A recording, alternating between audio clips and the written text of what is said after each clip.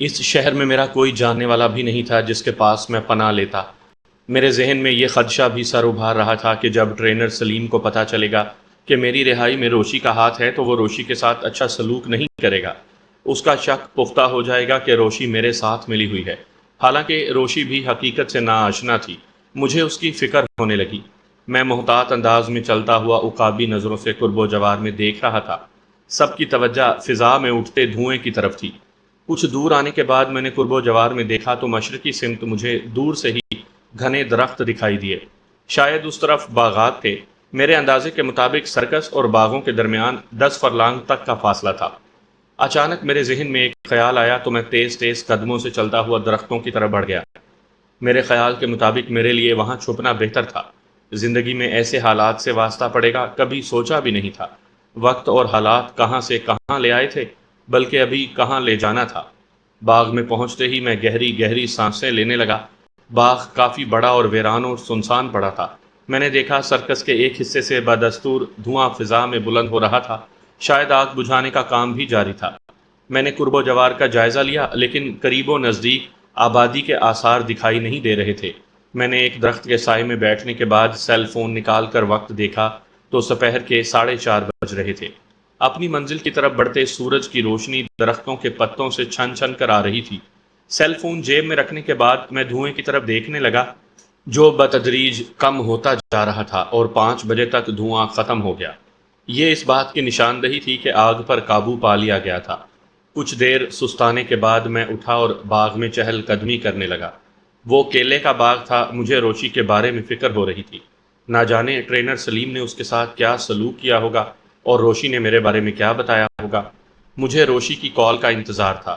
وقت اپنی رفتار سے گزرتا جا رہا تھا اور آہستہ آہستہ اندھیرا بھی پھیلتا جا رہا تھا۔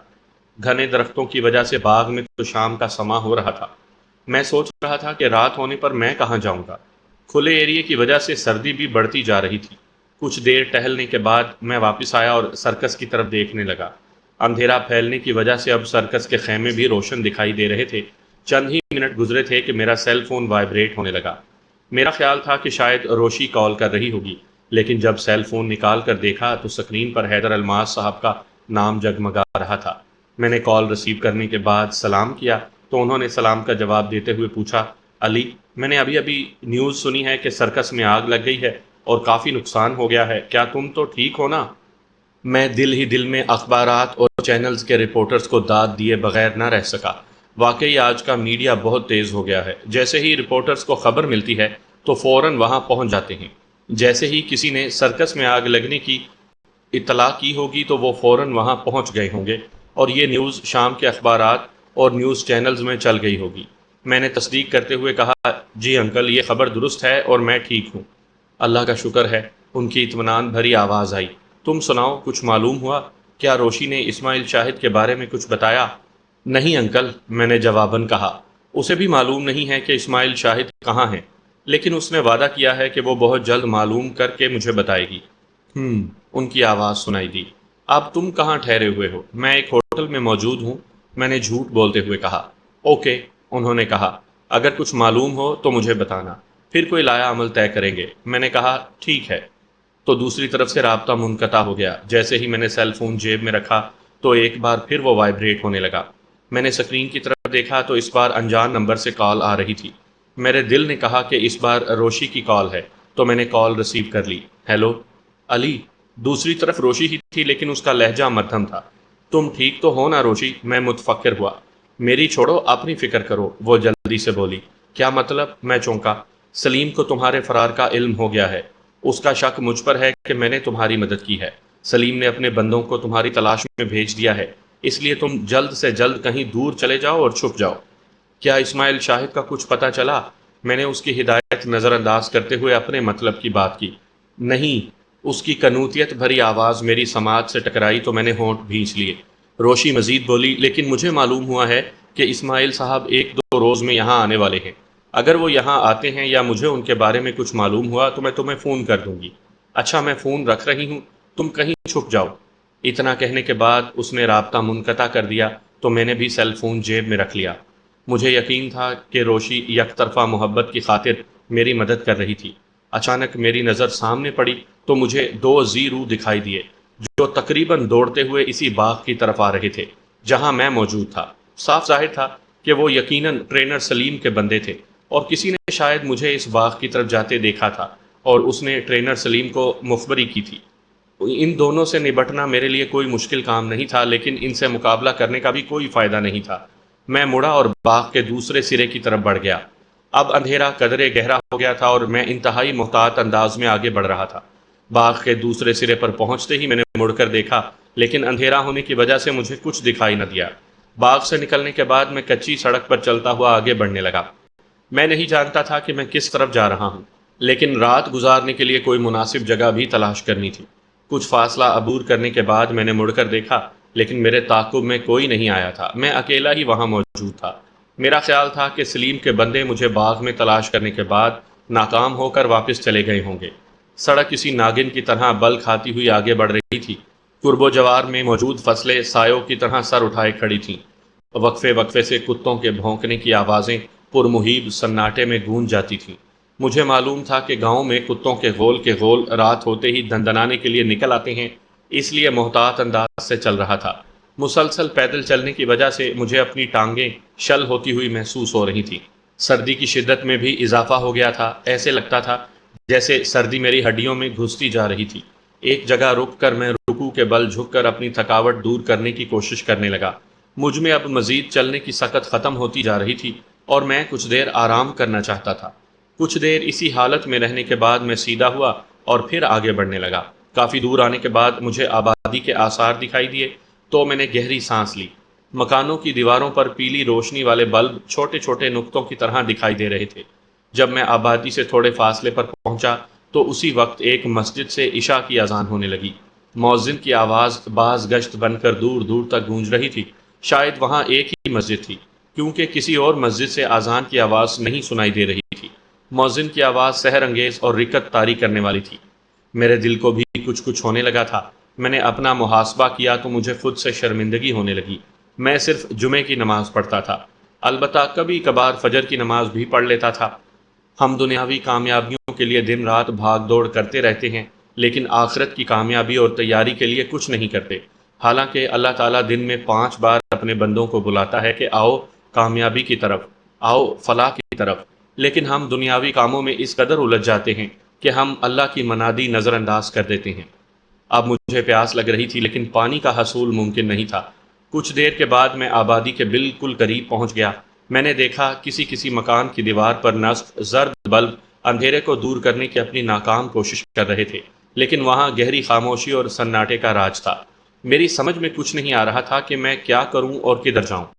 میں خود کو بے بس ہی نہیں بلکہ لاچار، تنہا اور کمزور بھی محسوس کر رہا تھا۔ میں کسی گاؤں میں آ تو گیا تھا، لیکن نہیں جانتا تھا کہ میں رات کیسے گزاروں گا۔ مجھے مسجد کا بھی پتہ نہیں چل رہا تھا، ورنہ میں مسجد میں چلا جاتا اور وہیں رات گزارتا۔ پھر میرے ذہن نے کام کیا کہ مجھے مسجد تلاش کرنی چاہیے۔ کھلے آسمان تلے رات گزارنا گویا موت کو دعوت دینے کے مترادف تھا۔ سردی سے میں اکڑ سکتا تھا اور صبح گاؤں والوں کو میری اکڑی ہوئی لاش ہی ملتی۔ مسجد کی تلاش میں آگے بڑھا اور ایک گلی میں داخل ہو گیا۔ وہ گلی بھی ناگن کی طرح بل کھاتی ہوئی آگے بڑھ رہی تھی۔ گلی کے اختتام پر مجھے مسجد تو نہ دکھائی دی، البتہ ایک وسیع احاطے کے گرد 4 دیواری دکھائی دی، جس کے ایک کونے میں ایک کمرہ دکھائی دے رہا تھا۔ احاطے کی 4 دیواری بھی میرے اندازے کے مطابق 5 فٹ سے زیادہ بلند نہیں تھی۔ میں دیوار کود کر دبے قدموں سے اندر چلتا ہوا کمرے کی طرف بڑھ گیا۔ کمرے کا دروازہ ٹوٹا ہوا اور سال خوردہ تھا۔ اندر کمرے میں اندھیرے کا راج تھا۔ میں نے دایاں کان ٹوٹے دروازے کے ساتھ لگا کر اندر کی سونگن لینے کی کوشش کی، لیکن شاید گہری تاریکی نے خاموشی کے ساتھ رشتہ استوار کیا ہوا تھا۔ اچھی طرح اطمینان کر لینے کے بعد میں نے جیب سے سیل فون نکالا اور اس کی ٹارچ روشن کر کے پہلا قدم اندر رکھا اور کمرے میں داخل ہو گیا۔ وہ ایک پکا کمرہ تھا جس کی دیواریں پلستر شدہ تھیں، لیکن پلستر جگہ جگہ سے اکھڑا ہوا تھا۔ فرش بھی پکا تھا، لیکن جگہ جگہ سے ٹوٹ پھوٹ کا شکار تھا اور گرد آلود تھا۔ ایک دیوار کے وسط میں لوہے کی سلاخوں والی ایک کھڑکی موجود تھی جس کا ایک پٹ غائب تھا۔ میں نے کمرے کا کونا منتخب کیا۔ دیوار کے ساتھ ٹیک لگا کر بیٹھنے کے بعد میں نے ٹانگیں سیدھی کر لیں۔ فرش ٹھنڈا تھا جس سے مجھے اپنے جسم میں سرد لہر سی دوڑتی ہوئی محسوس ہوئی، جس پر میں ایک لمحے کے لیے کپ کپا کر رہ گیا۔ میں نے سردی کی لہر برداشت کی، کچھ بھی تھا مجھے رات وہیں گزارنی تھی۔ پھر سیل فون کی ٹارچ آف کی اور اسے جیب میں رکھ کر دونوں ہاتھ بغلوں میں دے کر آنکھیں موند لی۔ میں نے فیصلہ کر لیا تھا کہ صبح ہوتے ہی میں شہر میں جاؤں گا اور کسی ہوٹل کا کمرہ کرائے پر لے لوں گا۔ یوں خوار ہونے سے تو بہتر تھا کہ میں کسی ہوٹل کے کمرے میں رک کر روشی کی کال کا انتظار کروں۔ پھر میں نے ایسا ہی کیا۔ رات وہاں گزارنے کے بعد میں وہاں سے نکل کر شہر پہنچ گیا۔ درمیانے درجے کے ایک ہوٹل میں کمرہ بک کروا لیا۔ مجھے کمرہ دوسری منزل پر ملا تھا۔ میں نہا دھو کر فریش ہوا اور ناشتہ کرنے کے بعد میں بستر پر لیٹ گیا۔ گزشتہ رات بے سکونی میں گزری تھی، اس لیے بستر پر لیٹتے ہی میں نیند کی وادی میں کھو گیا۔ مجھے سوئے ہوئے شاید تھوڑی ہی دیر ہوئی تھی کہ میری جیب میں موجود سیل فون وائبریٹ ہونے لگا، جس سے میری آنکھ کھل گئی۔ میں نے مچی مچی آنکھوں سے سیل فون کی سکرین پر دیکھا تو کرامت کا نام چمک رہا تھا۔ میں جلدی سے اٹھ کر بیٹھ گیا۔ میری چھٹی حس مجھے کسی خطرے سے آگاہ کر رہی تھی شاید۔ میں نے کال ریسیو کر کے کہا، ہیلو کرامت۔ سنو علی، کرامت نے کہا، روشی کی زندگی خطرے میں ہے۔ اس کے انچارج سلیم کو اس پر شک تھا کہ وہ تم سے ملی ہوئی ہے اور اسی نے خیمے کو آگ لگائی ہے تاکہ تمہیں فرار کروا سکے۔ اسی لیے روشی راتوں رات غائب کر دی گئی ہے، اس کا کچھ پتہ نہیں چل رہا۔ میں نے ابھی سلیم کی باتیں سنی ہیں۔ شاید وہ باس اسماعیل سے بات کر رہا تھا۔ باس سے بات کرنے کے بعد اس نے شوکت سے بات کی ہے اور اس سے کہا ہے کہ علی کے بارے میں معلوم ہو گیا ہے۔ وہ ساہیوال میں بس اڈے کے قریب ایک ہوٹل میں موجود ہے۔ کیا تم واقعی بس اڈے کے قریب کسی ہوٹل میں موجود ہو؟ آخر میں اس نے تصدیق چاہی۔ میں بے اختیار چونک پڑا۔ ہاں، میں ایک ہوٹل میں موجود ہوں۔ تو پھر فوراً وہاں سے نکل جاؤ۔ میرے خیال کے مطابق شوکت اپنے ساتھیوں کے ساتھ تمہیں پکڑنے یا مارنے کے لیے روانہ ہو چکا ہے، کرامت نے جواباً کہا۔ اب تم کہیں چھپ جاؤ یا بھاگ جاؤ۔ سلیم کو کیسے پتا چلا میرے بارے میں؟ یہ تو مجھے نہیں معلوم۔ اسماعیل شاہد کا کچھ پتا چلا؟ ہاں، کرامت نے جواب دیا۔ او، کہاں ہے وہ اس وقت؟ میری آنکھیں چمک اٹھیں۔ وہ لاہور میں موجود ہے۔ تمہیں کیسے پتا چلا؟ سلیم کی بات سنی تھی، وہی باس سے پوچھ رہا تھا، کرامت نے جواباً بتایا۔ کیا یہ پتا نہیں چلا کہ وہ لاہور میں کہاں موجود ہے؟ نہیں۔ اچھا، اب میں فون رکھتا ہوں، کسی کو کوئی شک نہ پڑ جائے، کرامت نے کہا۔ اوکے، تمہارا بے حد شکریہ۔ رابطہ منقطع ہوتے ہی میں نے جلدی سے بستر سے اتر کر پہلے جوتے پہنے، پھر ہوڈی پہن لی اور کمرے سے نکل کر سیڑھیاں اتر کر کاؤنٹر پر پہنچ گیا۔ میں نے چابی کاؤنٹر مین کے حوالے کی اور ہوٹل سے نکل کر بس اڈے کی طرف بڑھ گیا۔ میں نے حفظ ما تقدم کے طور پر اپنا سیل فون آف کر دیا تھا۔ لاہور جانے والی ابھی کوئی بس نہیں آئی تھی، لیکن معلومات لینے پر پتہ چلا کہ ہر آدھے گھنٹے کے بعد لاہور جانے والی ایک بس آتی ہے اور 10-15 منٹ میں بس پہنچنے والی تھی۔ چنانچہ میں ایک جگہ بیٹھ کر بس کے آنے کا انتظار کرنے لگا۔ میں چوکنا تھا، اسی لیے میری غائرانہ نظریں ادھر ادھر گھوم رہی تھیں۔ اچانک مجھے شوکت دکھائی دیا۔ اس کے ساتھ 2 افراد اور بھی تھے اور وہ تینوں غور سے ہر ایک کا جائزہ لے رہے تھے۔ میں جلدی سے ایک ستون کے پیچھے چھپ گیا۔ وہ تینوں مجھے ادھر ادھر تلاش کرنے کے بعد کہیں اور چلے گئے تو میں نے سکون کا ایک سانس لیا۔ کچھ دیر کے بعد لاہور جانے والی ایک کمپنی کی بس آ گئی اور میں بس میں سوار ہو کر لاہور کے لیے روانہ ہو گیا۔ لاہور تو میں پہنچ گیا تھا، لیکن مجھے سمجھ نہیں آ رہا تھا کہ میں اسماعیل شاہد عرف چودھری ساجد کو کہاں تلاش کروں۔ اگر اس کے ٹھکانے کے بارے میں پتہ چل جاتا تو اسے دبوچنے میں آسانی ہو جاتی۔ لاہور بہت بڑا شہر ہے، میں اسے کہاں کہاں تلاش کرتا۔ مجھے روشی کے پکڑے جانے پر افسوس تھا۔ چونکہ وہ اسماعیل شاہد کے قریب تھی، اس لیے وہ اس سے اس کے ٹھکانے کے بارے میں معلوم کر کے مجھے بتا سکتی تھی۔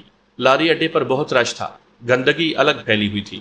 میں لاری اڈے سے نکل کر پیدل چلتا ہوا داتا دربار کی طرف بڑھ گیا۔ میرا لباس گندا ہو چکا تھا، اس لیے میں نے سب سے پہلے لباس چینج کرنے کا فیصلہ کیا۔ ایک شاپ سے ریڈی میڈ سوٹ اور ہوڈی خرید کر ایک مسجد کے باتھ روم میں لباس چینج کیا اور پرانا لباس کچرے کے ڈھیر پر پھینک کر مینار پاکستان والی سڑک سے ہوتے ہوئے میں کچھ ہی دیر میں داتا دربار پہنچ گیا۔ دوپہر ہو رہی تھی۔ داتا دربار سے ملحق احاطے میں لوگوں کا بے حد رش تھا۔ چاول بانٹے جا رہے تھے۔ وہاں موجود مختلف دکانوں پر لوگ خریداری میں مصروف تھے۔ جو لوگ داتا دربار جا رہے تھے، پولیس ان کی چیکنگ کر کے بھیج رہی تھی۔ میں بھی چیکنگ کے مرحلے سے گزر کر داتا دربار میں داخل ہو گیا۔ وضو کر کے نماز ظہر ادا کی اور پھر ایک طرف دیوار کے ساتھ ٹیک لگا کر بیٹھ گیا۔ نماز ادا کر کے مجھے بے حد سکون ملا تھا۔ چونکہ میں رات کا جاگا ہوا تھا، اس لیے بیٹھے بیٹھے مجھے نیند آ گئی۔ جب میری آنکھ کھلی تو سپہر کے 4 بجنے والے تھے۔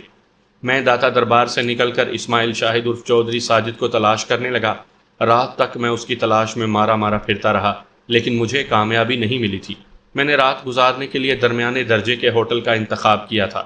میرے کمرے کی کھڑکی سڑک کی طرف کھلتی تھی۔ رات کا کھانا کھانے کے بعد میں کھڑکی میں آ کر کھڑا ہو گیا اور سڑک پر رینگتی ٹریفک کی طرف دیکھنے لگا۔ آج پھر مجھے اپنی بہن روزینہ شدت سے یاد آ رہی تھی۔ اچانک میری نظر ایک لڑکے پر پڑی جو ہاتھ میں آئس کریم لیے کھاتا ہوا جا رہا تھا۔ روزینہ کو بھی آئس کریم بہت پسند تھی۔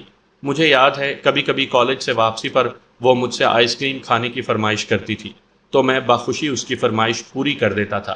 یک لخت میں ماضی کی یادوں میں چلا گیا۔ ایک روز میں اسے کالج سے پک کر کے گھر آ رہا تھا کہ اس نے فرمائش کر دی کہ میں اسے آئس کریم کھلاؤں۔ سخت سردی تھی، وہ سخت سردی میں بھی آئس کریم کھانے کی شوقین تھی۔ بہرحال ہم نے آئس کریم شاپ سے آئس کریم کھائی اور گھر آ گئے۔ گھر آتے ہی مجھ پر چھینکوں کا دورہ پڑ گیا اور نتیجتاً مجھے نہ صرف نزلہ زکام بلکہ بخار بھی ہو گیا۔ روزینہ نے افسوس بھرے لہجے میں مجھ سے کہا تھا، سوری بھیا، یہ سب میری وجہ سے ہوا ہے۔ بالکل تمہاری وجہ سے ہوا ہے، میں نے ڈپٹنے والے انداز میں کہا تھا۔ میں نے منع بھی کیا تھا کہ میں نے آئس کریم نہیں کھانی، لیکن تم نے مجھے زبردستی آئس کریم کھانے پر مجبور کر دیا۔ بھیا ناراض تو نہ ہو، میں حیران ہوں کہ سخت سردی میں تم نے آئس کریم کھائی اور تمہیں کچھ بھی نہیں ہوا۔ او تو کیا آپ چاہتے ہیں مجھے بھی نزلہ زکام ہو؟ وہ حیرت زدہ ہوئی۔ ہاں، تاکہ آئندہ کے لیے سردی میں آئس کریم کھانے سے تم بھی توبہ کر لو۔ میں نے وضاحت کی تھی، کچھ بھی ہو جائے میں آئس کریم کھانا نہیں چھوڑ سکتی۔ وہ لاڈ بھرے لہجے میں بولی تھی تو میں نہ چاہتے ہوئے بھی مسکرا دیا تھا۔ اچھا، میں آپ کے لیے سوپ بنا لاتی ہوں، آپ جلد ٹھیک ہو جائیں گے۔ روزینہ سوپ بنانے چلی گئی تھی اور میں ماضی کی یادوں سے باہر نکل آیا تھا۔ میں نے ایک طویل سانس لی اور مڑ کر بستر پر جا کر بیٹھ گیا۔ کھانے کے برتن میز پر پڑے ہوئے تھے۔ کچھ دیر کے بعد دروازے پر دستک ہوئی اور پھر میرے آ جاؤ کہنے پر ایک لڑکا اندر آ گیا۔ وہ برتن اٹھانے آیا تھا۔ اس نے برتن اٹھانے کے بعد میری طرف دیکھتے ہوئے پوچھا، باؤ کچھ اور چاہیے؟ نہیں شکریہ، میں نے نفی میں سر ہلاتے ہوئے کہا۔ ٹھیک ہے، لڑکے نے جواب دیا اور برتن لیے کمرے سے نکل گیا۔ کل سے میرا مرینا سے بھی رابطہ نہیں ہوا تھا، اس لیے میں نے اسے کال کرنے کا سوچتے ہوئے سیل فون جیب سے نکالا اور اسے آن کر کے مرینا کو کال کی۔ حال احوال دریافت کرنے کے بعد اس نے پوچھا، بھیا آپ کا فون مسلسل بند جا رہا تھا، مجھے بہت فکر ہو رہی تھی۔ میں ٹھیک ہوں اور لاہور میں موجود ہوں، میں نے جواب دیا۔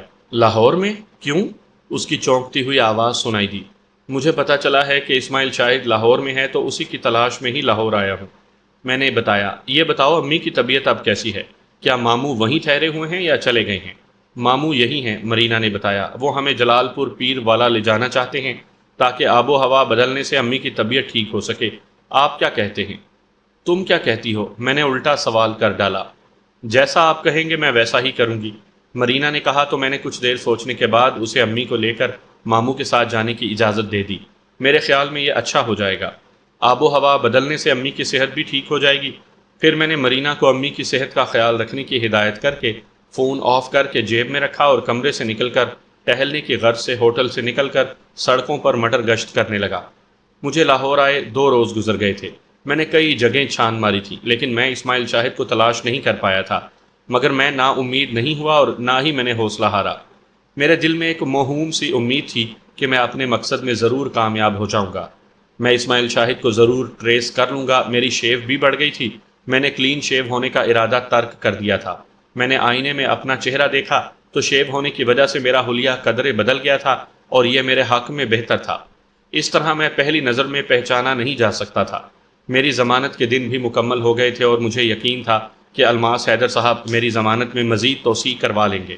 پاکستان میں ہر کام ممکن تھا۔ کچھ دنوں سے حیدر الماس صاحب سے بھی میرا رابطہ نہیں ہوا تھا، نہ انہوں نے کال کی تھی اور نہ میں نے۔ تیسرے روز دوپہر کے وقت میں انارکلی بازار سے گزر رہا تھا کہ اچانک میری نظر غیر ارادی طور پر ایک جیولری شاپ سے باہر نکلتی شانزے پر پڑی تو میں بے اختیار چونک پڑا اور میرے آگے بڑھتے قدم بے اختیار تھم گئے۔ شانزے کے ساتھ حسب سابق اس کی بیسٹ فرینڈ ماریا بھی تھی۔ دونوں ماڈرن لباس میں ملبوس تھیں اور دونوں نے اپنے سر کے بالوں میں گوگلز اڑسی ہوئی تھیں۔ میں جلدی سے ایک ٹھیلے کے پیچھے ہو کر ان کی طرف دیکھنے لگا۔ دونوں جیولری شاپ سے نکل کر ایک سائڈ پر کھڑی فیروزی رنگ کی کار کی طرف بڑھ گئی تھیں۔ کار کے قریب پہنچ کر ماریا کو جیسے کچھ یاد آیا تو وہ شانزے کو اشارے سے وہیں رکنے کا کہہ کر دوبارہ جیولری شاپ کی طرف بڑھ گئی۔ یہ اتفاق تھا کہ شانزے بھی لاہور میں تھی۔ کچھ دنوں سے وہ بھی مجھے کال نہیں کر رہی تھی، شاید بزی تھی یا کوئی اور وجہ تھی۔ میں موقع پاتے ہی ٹھیلے کی آڑ سے نکل کر شانزے کے پاس پہنچ گیا۔ مجھے دیکھ کر وہ حیرت زدہ ہو گئی۔ علی تم؟ وہ حیرت زدہ لہجے میں بولی۔ پھر دوسرے ہی لمحے اس کے چہرے پر میں نے نفرت اور دکھ کے ملے جلے تاثرات ابھرتے دیکھے، جیسے مجھے دیکھ کر کوئی بات اسے یاد آ گئی ہو۔ کیسی ہو تم؟ میں نے پوچھا۔ جب سے مجھے تمہارے بارے میں پتہ چل گیا ہے مجھے تم سے نفرت ہو گئی ہے۔ وہ نخوت سے بولی تو میں ٹھٹکا۔ میں سمجھ گیا تھا کہ وہ عذرا کے اغوا اور تاوان کے بارے میں بات کر رہی تھی۔ کیا مطلب؟ کیا پتہ چلا ہے میرے بارے میں؟ تم تو ایسے انجان بن رہے ہو جیسے تم کچھ جانتے ہی نہیں، اس نے طنز کیا۔ میں نے جیولری شاپ کی طرف دیکھا، ماریا ابھی تک واپس نہیں آئی تھی۔ شاید تم عذرا کے بارے میں بات کر رہی ہو۔ ہاں، اس نے اس بات میں گردن ہلائی، لیکن افسوس کہ تم کچھ بھی نہیں جانتی، میں نے اپنی بات پر زور دیتے ہوئے کہا۔ جاننے کی ضرورت بھی کیا ہے، سب سامنے ہے، وہ تنک کر بولی۔ اچھا ہوا ہے کہ مجھے تمہاری اصلیت معلوم ہو گئی، ورنہ ساری زندگی مجھے پچھتاوا رہتا۔ وہ کچھ زیادہ ہی مجھ سے بدظن ہو گئی تھی۔ میں نے دکھ اور تاسف بھری نظر اس پر ڈالی اور ٹھہرے ہوئے لہجے میں بولا، شانزے، مجھے افسوس ہے کہ تم مجھے سمجھنے سے قاصر رہی ہو۔ جو کچھ سامنے ہے وہ سب جھوٹ ہے۔ اصل حقیقت کیا ہے وہ میں جانتا ہوں، اور جب تم اصل حقیقت سے آشنا ہوگی تو تمہارے پیروں تلے سے زمین نکل جائے گی۔ میں نے دیکھا کہ میری یہ بات سن کر اس کی آنکھوں اور چہرے کے تاثرات بدل گئے تھے اور وہ تجسس میں مبتلا ہو گئی تھی۔ کیوں؟ ایسا کیا ہے جس کے بارے میں نہیں جانتی؟ بہت کچھ ایسا ہے جس سے تم نا آشنا ہو، اور جب تم سنو تو شاید تم یقین بھی نہ کرو۔ میں نے کہا، میرا مقصد اسے اپنے باپ چودھری باسط اور بھائی شانی سے متنفر کرنا نہیں تھا، لیکن اسے حقیقت نہ بتا کر میں اس کی نظروں میں گرنا بھی نہیں چاہتا تھا۔ دوسری اہم بات جو میرے ذہن میں آئی تھی کہ شاید شانزے جانتی ہو کہ اسماعیل شاہد عرف چودھری ساجد کہاں موجود ہے۔ میں اسی کے ذریعے چودھری ساجد تک پہنچ سکتا تھا۔ مثلاً کیا؟ اس نے دریافت کیا۔ کافی طویل بات ہے، میں نے کہا۔ کیا ہم کہیں بیٹھ کر بات چیت کر سکتے ہیں؟ میں نے بات مکمل کر کے جیولری شاپ کی طرف دیکھا تو مجھے ماریا دروازہ کھول کر باہر آتی ہوئی دکھائی دی۔ شانزے نے کہا، تم فی الحال جاؤ، میں تم سے خود رابطہ کروں گی۔ کتنے بجے کال کرو گی؟ معلوم نہیں، وہ بولی۔ میں شام 7 بجے تمہیں خود کال کر لوں گا، میں نے کہا، اور اس کی بات سنے بغیر ہی مڑ کر ایک طرف بڑھتا چلا گیا۔ کچھ فاصلے پر پہنچنے کے بعد میں نے مڑ کر ترچھی نظروں سے ماریا اور شانزے کی طرف دیکھا تو وہ دونوں کار میں سوار ہو رہی تھیں۔ چند لمحوں کے بعد ان کی کار وہاں سے نکلتی چلی گئی۔ میں واپس ہوٹل کی طرف بڑھ گیا۔ میں نہیں جانتا تھا کہ میں شانزے کو اس کے باپ اور بھائی کی اصلیت بتا کر صحیح کر رہا ہوں یا غلط۔ میں نے یہ سب وقت اور حالات پر چھوڑ دیا تھا۔ ہوٹل پہنچ کر میں نے دوپہر کا کھانا کھایا اور اپنے کمرے میں آرام کرنے لگا۔ سارے دن کی بھاگ دوڑ سے میں تھک گیا تھا۔ سیل فون مسلسل آن رکھنا میرے لیے خطرے کا باعث تھا، کیونکہ میری لوکیشن مسلسل ٹریس ہو رہی تھی۔ لیکن یہ میری بے وقوفی یا کم عقلی تھی کہ میں نے اسی ہوٹل میں مرینا سے فون پر بات کی تھی۔ ٹریس کرنے والوں نے یقیناً میرے سیل فون کا آخری سگنل چیک کر لیا ہوگا کہ آخری بار میرا فون اسی ہوٹل میں ہی آن ہوا تھا۔ ہو سکتا ہے اسماعیل شاہد کے کارندے اسی ہوٹل میں پہنچ جائیں۔ یہ خیال آتے ہی میں بستر سے اٹھ بیٹھا۔ مجھے اب جلد از جلد اس ہوٹل سے نکلنا تھا۔ چنانچہ میں نے یہ کام کرنے میں ایک لمحے کی بھی تاخیر نہیں کی۔ البتہ ہوٹل سے نکلنے سے پہلے میں نے سیل فون آن کر کے اس کے سگنل آف کر دیے تھے، تاکہ مجھے شانزے کا نمبر دیکھنے کے لیے سیل فون آن کرنے کی ضرورت نہ ہو۔ اس طرح میں دوبارہ ٹریس ہو سکتا تھا۔ گوال منڈی میں ہی مجھے ایک چھوٹے سے ہوٹل میں کمرہ کرائے پر مل گیا تھا۔ اب اگر اسماعیل شاہد کے کارندے ہوٹل میں پہنچ بھی جاتے تو وہ مجھے ٹریس نہیں کر سکتے تھے۔ شام کو میں نے ایک پی سی او میں پہنچ کر اپنے سیل فون سے شانزے کے نمبر ذہن نشین کرتے ہوئے اسے کال کی، لیکن شومئی قسمت، اس کا فون بزی جا رہا تھا۔ میں نے وقفے سے ٹرائی کیا اور اس کا فون مسلسل بزی رہا، تو میں نے فیصلہ کیا کہ اسے تھوڑی دیر کے بعد دوبارہ ٹرائی کروں گا۔ چنانچہ یہ سوچ کر میں پی سی او سے باہر آ گیا۔ میں ہوٹل جانے کے بجائے مٹر گشت کرنے کے لیے نکل پڑا۔ مختلف راستوں سے ہوتے ہوئے میں ایک بار پھر انارکلی بازار میں پہنچ گیا۔ انارکلی بازار میں رونق اپنے عروج پر تھی۔ ہر دکان آباد تھی اور لوگ اپنی پسند کی چیزیں خریدنے میں مصروف تھے۔ میں بھی چیزوں پر سرسری سی نظریں ڈالتا ہوا آگے بڑھ رہا تھا کہ عین اسی لمحے ایک خاتون کے پاس سے گزرتے ہوئے اس کی آواز میری سماعت سے ٹکرائی، جس نے مجھے بے اختیار ٹھٹکنے اور رکنے پر مجبور کر دیا۔ اس خاتون نے کہا تھا، ہیلو اسماعیل، کہاں ہو تم؟ میں نے بے اختیار چونک کر اس خاتون کی طرف دیکھا۔ وہ خاتون کوئی اور نہیں، مشہور و معروف ایکٹریس اور ماڈل نینا تھی۔ اداکارہ نینا کے بارے میں بھی جانتا تھا۔ اسے فلم انڈسٹری میں آئے ہوئے 10 سال ہو گئے تھے۔ وہ بے حد حسین تھی۔ اس کا چہرہ گول اور آنکھیں بڑی بڑی تھیں۔ میرے خیال کے مطابق اس کی عمر اس وقت 28 سے 30 سال کے لگ بھگ ہوگی۔ اس کے کریڈٹ پر کافی کامیاب فلمیں تھیں۔ میرے ذہن میں پہلا خیال یہی آیا کہ شاید وہ اسماعیل شاہد سے بات کر رہی ہو۔ یہ ضروری بھی نہیں تھا کہ اگر اس نے اسماعیل کا نام لیا تھا تو وہ اسماعیل شاہد ہی ہو سکتا تھا۔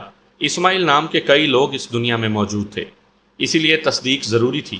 لیکن میں کیسے تصدیق کر سکتا تھا؟ اسی بات نے مجھے الجھا کر رکھ دیا۔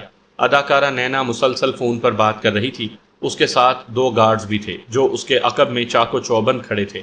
وہاں کئی ایسے لوگ بھی موجود تھے جو اداکارہ نینا کو اشتیاق بھری نظروں سے دیکھ رہے تھے۔ میں نے دوبارہ غور سے اداکارہ نینا کی گفتگو سننے کی کوشش کی۔ وہ کہہ رہی تھی، دیکھو اسماعیل، میں کچھ نہیں جانتی، تم آج آ رہے ہو بس۔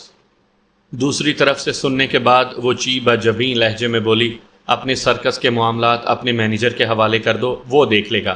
اچھا ٹھیک ہے، میں گلبرگ والی کوٹھی میں ہوں، تم وہیں آ جانا۔ میرے حلق سے طویل سانس نکل گیا۔ تصدیق ہو گئی تھی کہ وہ اسماعیل شاہد عرف چودھری ساجد سے ہی بات چیت کر رہی تھی، لیکن اس کے بات کرنے کا انداز ایسا تھا جیسے وہ اس کی بیوی ہو۔ یہ ممکن بھی تھا کہ وہ اسماعیل شاہد کی بیوی ہو، کیونکہ ایسے لوگ ایک بیوی پر اکتفا نہیں کرتے۔ اللہ نے اسماعیل شاہد تک پہنچنے میں غیب سے میری مدد کی تھی۔ جب اداکارہ نینا جانے لگی تو میں بھی اس کا تعاقب کرنے لگا۔ وہ ایک بڑی سی جیپ پر آئی تھی اور اسی میں بیٹھ کر چلی گئی۔ انارکلی بازار سے نکل کر میں ایک آٹو رکشے والے کے پاس پہنچا۔ اس رکشے کا ڈرائیور ادھیڑ عمر آدمی تھا۔ اس کی رنگت سانولی تھی اور اس کا سر بالوں سے عاری تھا۔ آنکھوں پر موٹے شیشوں کی اینک تھی۔ کہاں جانا ہے بیٹا؟ گلبرگ کالونی، میں نے کہا اور آٹو رکشے میں سوار ہو گیا۔ 200 روپے لوں گا بیٹا۔ ٹھیک ہے، میں نے جواب دیا تو ڈرائیور نے آٹو رکشہ سٹارٹ کر کے آگے بڑھایا اور سڑک پر دوڑانے لگا، جبکہ میں باہر کے نظارے دیکھنے لگا۔ پون گھنٹے کے بعد ڈرائیور نے مجھے گلبرگ کالونی پہنچا دیا۔ کرایہ ادا کرنے کے بعد آٹو رکشہ چلا گیا تو میں آگے بڑھا اور اداکارہ نینا کی کوٹھی تلاش کرنے لگا۔